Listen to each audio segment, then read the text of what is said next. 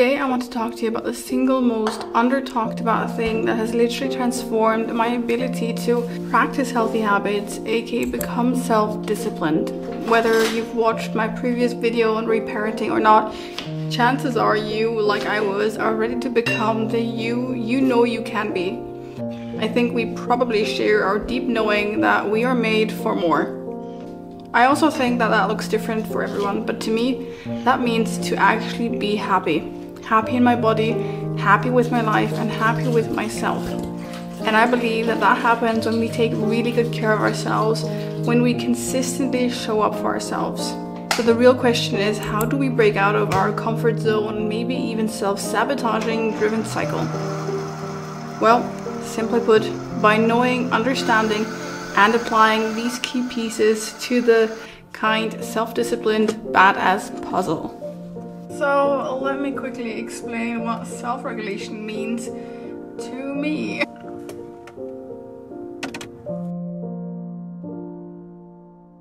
Self-regulation is the ability to monitor and manage our inner energy states, emotions, thoughts, and behaviors. More specifically, emotional self-regulation refers to the ability to manage disruptive emotions and impulses. In other words, to have the ability to move flexibly between different states. And essentially that means overwhelm doesn't translate into a sense of powerlessness, to no longer feel like we have no control over how we respond to triggers and remain stuck in that response even after the trigger is removed. When our nervous system is chronically dysregulated, our bodies develop various symptoms and conditions that can look like anxiety, depression, or less noticeable like whipping your legs or doing something with your hands, never being able to rest, always being on your phone. It's little things that can show up in your body. Being in our body starts to become uncomfortable to the point where we seek constant distraction from it. So trauma, chronic illness, and other mental health disorders are usually stem from a dysregulated nervous system. For example, in my teens, I had zero impulse control. I wasn't taught how to manage strong emotions or any emotions, as a matter of fact. So I would always give in to any desire, any emotion that I would have, which as a quality makes it really hard to do things like exercise regularly or eat well. So learning to regulate our inner state, aka our nervous system, allows us to heal and change our autopilot behaviors and responses, aka break the cycle. And there's a lot of different research on this. There's a lot of different perspective on this. I want to point out I'm not a professional by any means. I'm simply sharing my opinion, my experiences, things that have helped me, in hopes that it might help you too. And that's why I want to share with you these 5 points that have helped me learn and actively self-regulate my nervous system, which as a result has helped me become a very self-disciplined, happier person in general, because now I actually love and consistently do the habits that I have come to love by practicing them regularly. And these 5 things are: 1, the nervous system and understanding it; 2, navigating overwhelm, shutdown, or other strong emotions, how we can get out of them; 3, the right toolkit or tools and resources to help us regulate our nervous system; 4, action and repetition; and 5, remembering the cycle. So let's dive straight into it. The reason why I wanted to become disciplined in the first place was to change the way I felt about myself and about my life. At the root of it, I knew that the short-term pleasure didn't outweigh the long-term consequences, and that instead I wanted to become someone who would value the long-term benefits of practicing habits like going to the gym, going for a run, meeting friends, walking a lot every day, eating well, drinking well, looking after my body and my mind. Because over the years I have had my fair share of ups and downs in regards to breaking this self-destructive cycle that I was in. And the most frustrating thing probably was starting habits or things when I was super motivated and stopping when I was bored or tired, because I essentially couldn't trust myself. I couldn't trust my word. I couldn't trust that I would do the things I had set out to do, which played a huge role in in how confident I felt about myself and my ability. Therapy and countless books and YouTube videos have helped and taught me that most of this came from living with a dysregulated nervous system. And if I reflect back on it, I think everyone, or almost everyone in my environment growing up, lived the same way. So let me quickly and briefly explain what a regulated and dysregulated nervous system actually means and how we can begin to change it. The first thing about the nervous system that we have to understand, and that goes beyond learning how to regulate it, is understanding the three systems that are at play. The first one is the autonomic nervous system, which essentially is the central part that is very primal and primitive. It basically takes care of us responding. It's basically a very unconscious part of our body's center. And it really just regulates our homeostasis of both our psychological and physiological state, and that plays into the sympathetic nervous system and the parasympathetic nervous system. The sympathetic nervous system is our active system. It gets us moving, it helps us respond to threats or triggers, but it also helps us be mobile and get into action. But this is what most people commonly refer to as fight or flight state, because our body naturally produces a lot of hormones like cortisol or adrenaline to fuel this energy that we have, that we need, and does things like raise our heartbeat, make our breath or our breathing fast, and increases our blood level. And then there's the parasympathetic nervous system, which really is our recovery system. This is responsible for us relaxing, winding down, being able to get to sleep. It also is where we digest, where our immune repair happens. This sounds all very technical, and it is because I'm trying to be as factual as I can with this. So this is the basic definition of all. But essentially, in the most simplest form, I am in my sympathetic nervous system when I am doing a lot of stuff, when I'm stressed, when I'm at work, when I'm doing things that require a lot of quick attention, and there's a sense of urgency, there's a sense of urgency to it.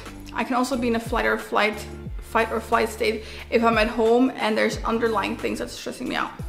And then the parasympathetic nervous system is really where I want to eat, I want to sleep, I want to watch Netflix, I don't want to require a lot of energy, I want to take a bath. These things are just the things that I want to actively let me wind down. This is also what people refer to as shutdown. This is when we're going to shutdown mode.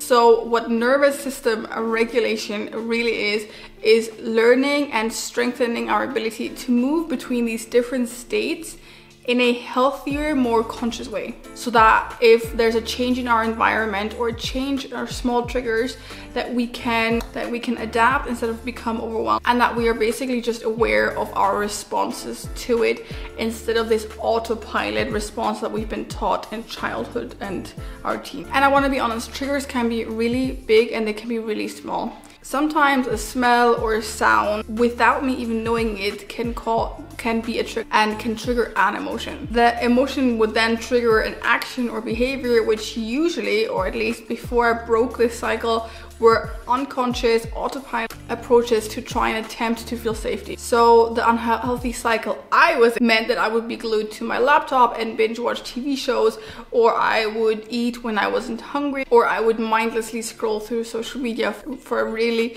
ridiculous amount of time. And all this behavior was learned behavior from my past, which was really just an attempt for me to somehow regulate into safety, into homeostasis. So in order to change this, in order to change this cycle, and in order to become aware and be able to regulate it to our advantage, to our desire, we need two things. The first thing is we need to know where we are within our nervous system in a given time.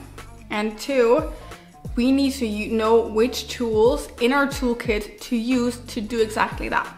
I'm gonna explain that now though.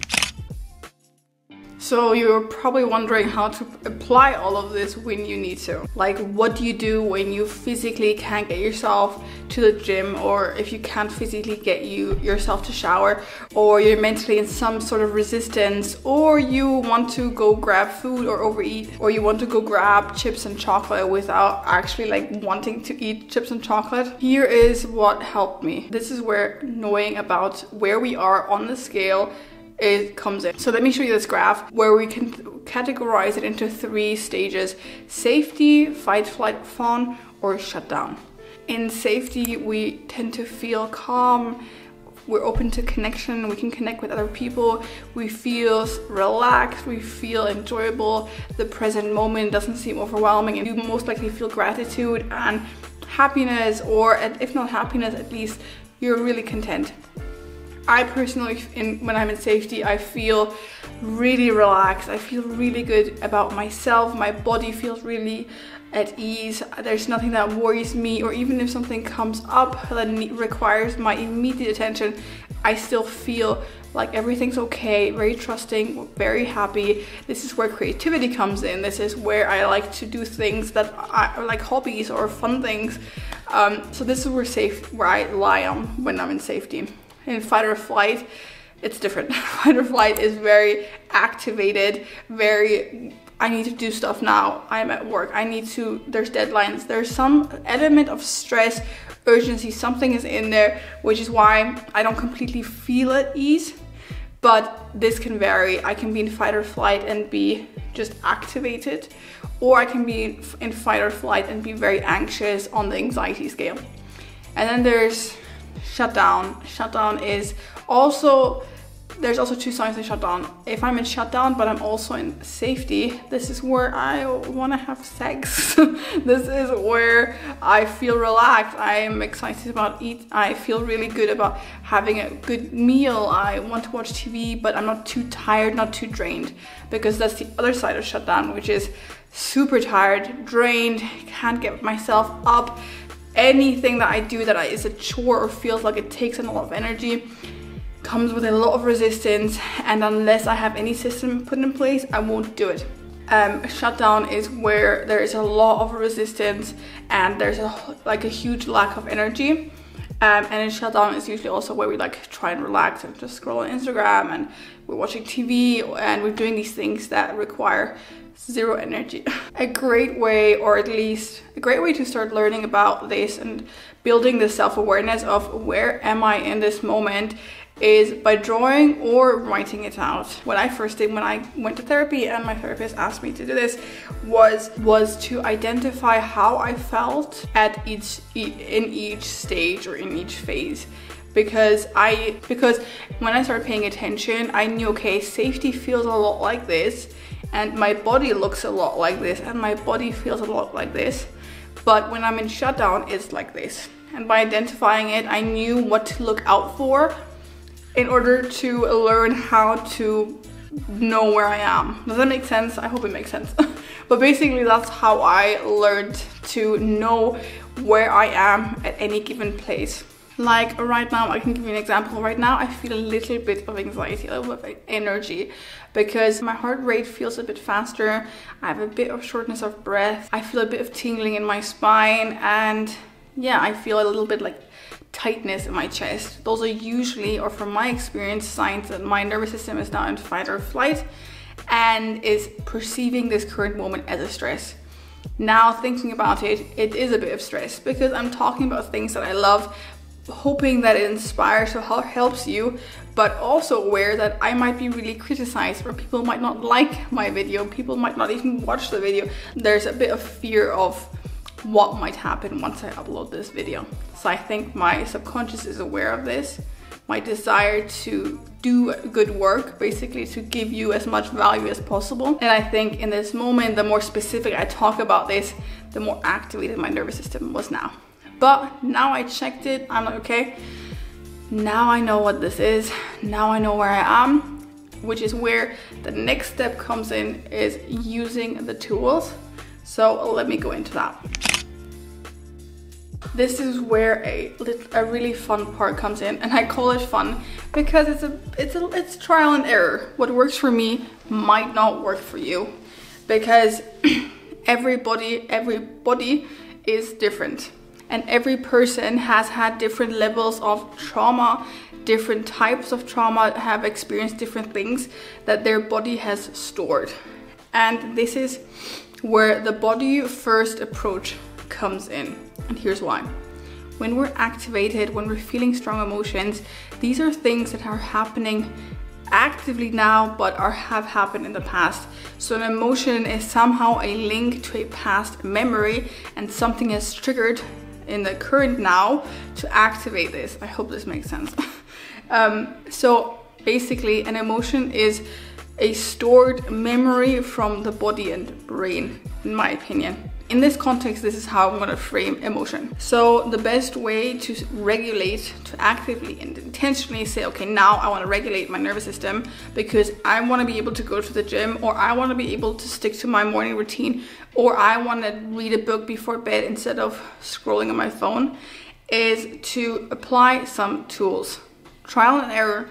There's so many different tools.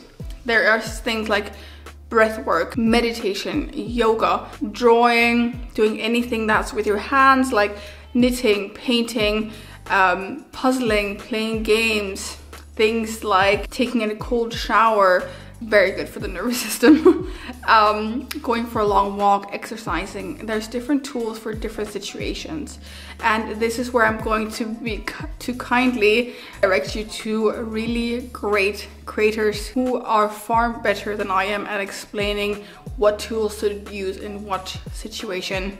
For example, I know that when I am anxious, I ask myself, okay, from 0 to 10, what kind of anxiety, where am I at? If it's very strong, very immediate, I know shaking, jumping, or running help me release the energy and bring myself down from the intensity. If my anxiety, like now, is at a 1 or 2, I notice it, but it's not really strong, it's not getting in the way of anything, then I know to lower my heart rate, take a few deep breaths, yawn, things like that. There's so many great tools that have helped me over the years figure out what works for me. And this has really given me this trust in myself, weather the storm of emotions, basically. Because years ago, strong emotions would sometimes cripple me. They would make me feel like I have no control. I would be fearful of strong emotions because I didn't know if I could handle them, and I wasn't raised to do that. So with time and practicing this approach, I've basically taught myself that I know what to do when this and this and this and this happens. That makes me feel very confident and self-trusting. And in turn, this confidence and self-trust fuels my ability to build and practice all these habits that I love. I'm going to link all of my favorite creators who are kindly enough to speak and advocate about this online. There's 2 or 3 creators on Instagram that I absolutely love. They share amazing tools on what resources to use and how to actively get our body in a more regulated state. And then I'm also going to link some YouTubers who are, I think, therapists and who talk a very more factual approach about this. And they really have helped me understand and learn more about this. Now we're gonna get to part 4, which is the part a lot of people might not like, which is action and repetition. Knowing, unfortunately, is not enough. We need to be doing. Knowing, understanding these concepts, this theory, these principles is the first step to change, but the actual change happens when we're doing and actually when we're in action. Which is why I think if you practice this, if you actively work on becoming conscious of your nervous system and then doing the next step of regulating it frequently and consistently over time, that's when you're gonna start seeing results. That's when you're gonna start seeing less resistance to difficult things. That's when you're gonna start seeing results from actually going to the gym or doing whatever you've been wanting to do for such a long time, but have kept falling back into this old familiar, falsely safe cycle. Because at the end of the day, whatever unhealthy cycle you're in right now is the best that you have been doing, and I want you to be proud of it. Because this is your attempt to feel safe in the world, to feel safe in your body. And if this is the best, that's fantastic. This is your starting point, and from here it can only get better. So I will say what I probably repeat a lot in my videos: start small, don't overwhelm yourself, be kind, and get into practicing and being in action slowly.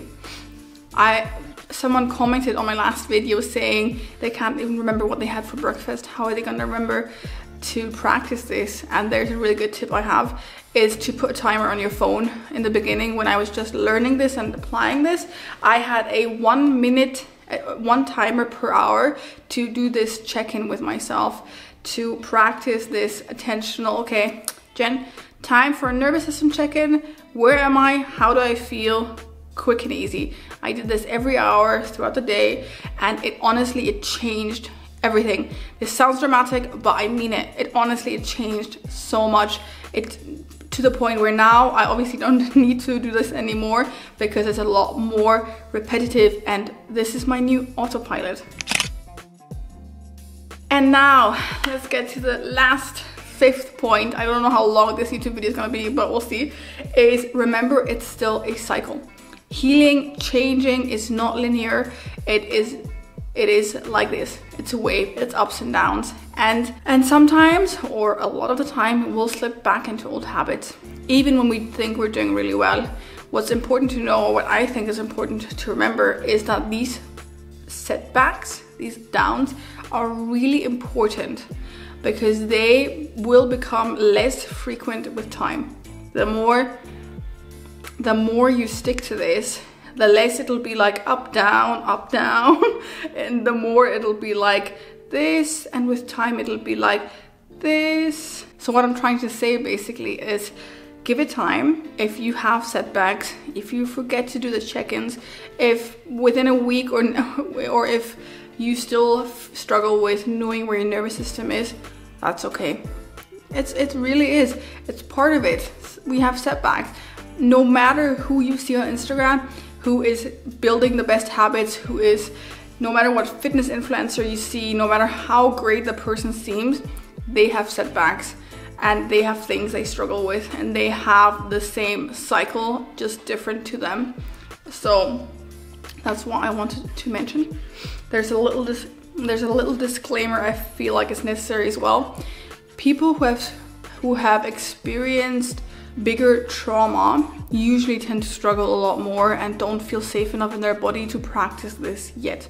So I would definitely recommend starting incredibly small if this sounds like it could be you, because as a trauma response, it's very common to dissociate or try not feel the physical sensations of the body. And in order to not avoid a overwhelm of any sort, I really do recommend starting tiny steps in terms of checking in with your body, noticing what sensations come up.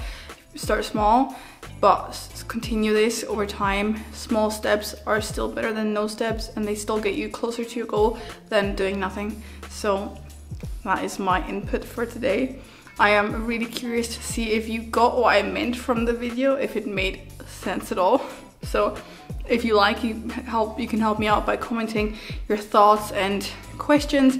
In my last video, I really noticed that people commented things that they struggled with, and that helped me tune into what I could answer in a next video. So if you would like more videos on specific topics, just let me know. You can also, and I'm gonna try and do this more frequently on my community page on YouTube, I'm gonna try and add more polls or questions that you can reply to as well in the comments, and that way I can try and tailor more specific things to you.